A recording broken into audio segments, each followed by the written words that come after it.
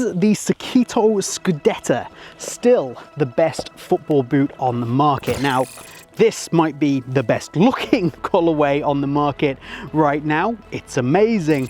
But does the boot still hold up as we're coming up to a year since it was released? So I took this brand new colorway out onto the pitch for another playtest to decide.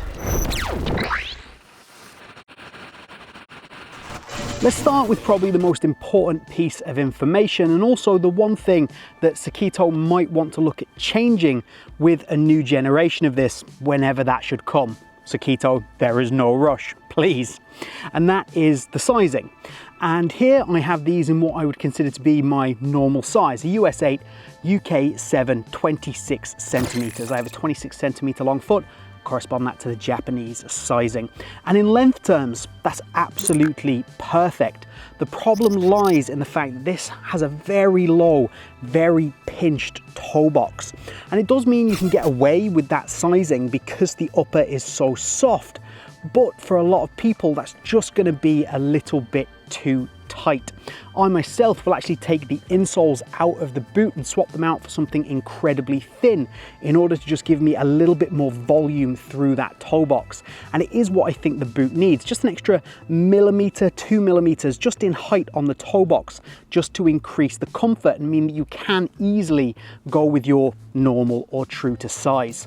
However, what that does mean is that for the majority of people, in order to get the best fit, you want to go up half a size. You will have a tiny bit of room on the end of the boot, probably not a full half size, especially considering the pinch, but to get the most comfortable fit, absolutely go up half a size in the Scudetta. Something that I praised quite heavily in my initial review of the Scudetta was the heel. And after a long time now wearing them in 3 different boots, how do I feel about it? Well, honestly, it's probably one of the best heels on the market. I absolutely stand by everything I said at the beginning. The shaping is absolutely fantastic. There is a almost perfect amount of padding. The lockdown is exceptional. You sit so deep and you feel so secure in there. It's like being hugged, but really tightly and just held in place. And I absolutely adore it. This is one of the best things about this boot that doesn't get spoken about enough. Let's talk about the Outsole, which is this super aggressive, all bladed stud speed boot outsole, and it really is quite fantastic. It's really stable through the midfoot and heel. And if you watched my original review, I did complain that there was a bit of a weak point in here, and I wanted that to be a bit more solid. Run in change. It looks like Sokito have fixed that, and that's not there anymore, and yet you've retained this spring back and this really aggressive feeling responsive outsole, which is absolutely fantastic. And then of course the aggressive studs that I mentioned. This is not a boot that I recommend for AG pitches. Yes, I'm on an AG pitch. This is a bad idea. Go and use it on FG, and Sokito do seem to be coming out with an AG sole plate, so keep your eyes out for that. But if you're looking for superior traction, really great aggressive traction with a stable base, a really great spring back, this is fantastic. Should you buy the Sokito Scudetta if you have a wide foot? And the answer is you'll probably get away with it without really any problems. The upper is super soft. You've got this floating tongue and an adjustable lacing system. I have a wide foot and I have very little issues, especially through this midfoot area. As I mentioned earlier, it does taper down to that pretty low point in the front of the boot, even though there is a reasonable amount of width and that super soft vamp. So if you have a wide foot, the answer is simply go up half a size and these should fit you absolutely fine. Okay, lockdown and also lateral stability, because they basically go together. The lockdown in this is fantastic. It's absolutely amazing. Big, deep lacing system, no problems at all. You feel really secure in the boot, and it's not an overly voluminous boot, so you feel absolutely like the whole boot is hugging and molding around your foot. And we've already spoken about how good the heel is and how good that lockdown is. You can have no lockdown issues at all. And to top that off, maybe should have mentioned this in the heel. Either way, there is also an extra lace hole just here, which allows you to put in a runner's loop, which will really secure you into the back. However, me with my wide foot, I actually don't have enough lace length to put the runner's loop in. So unfortunately, I tend not to do it because I have to really fiddle to make a really tiny knot if I put it in.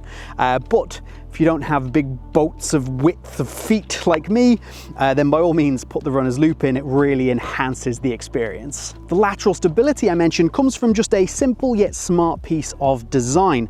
This front section of the boot that we'll get onto in just a second is the BioTouch vamp. It's incredibly soft, and it's not going to have that same amount of stability that you want through the midfoot of the boot when you're pushing and cutting and turning.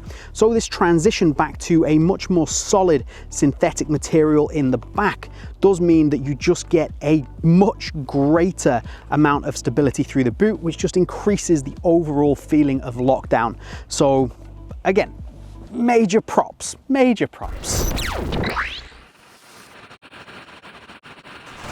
All right, let's talk about the star of the show, the upper and the touch on the ball. This BioTouch vamp through the forefoot of the boot is just next level good.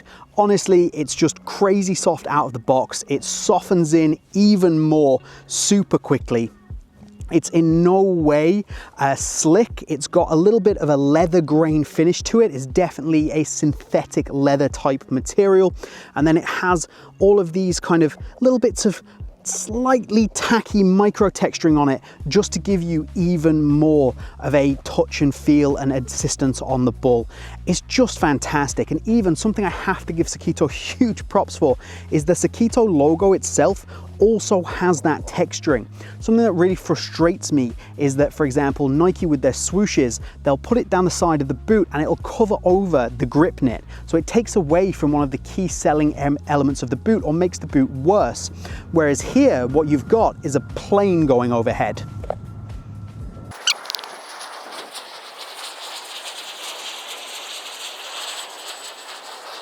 Whereas here, what you've got is actually something that is designed to enhance the touch and feel on the ball, not take away from it. And I just think that's really, really smart. This is fantastic. It's unbelievable. It's so soft. It molds to your foot. It is a wonderful, wonderful piece of material engineering. And I really have no notes. It's that good. Now, in terms of the touch on the ball, this is a speed boot, but don't expect this to be crazy barefoot. You definitely feel very connected, very one-to-one with what's going on with the ball, but through this area, there is an extra little element of maybe padding that just takes the edge off that super razor sharp barefoot touch that you might get. For example, it's not quite as razor sharp as something like a Mercurial. It does have a little bit of a slightly more padded touch and feel to it. And honestly, I don't think that's a bad thing. I don't think it takes away from the boot at all. And if anything, it adds to the overall feeling of comfort, which is fantastic.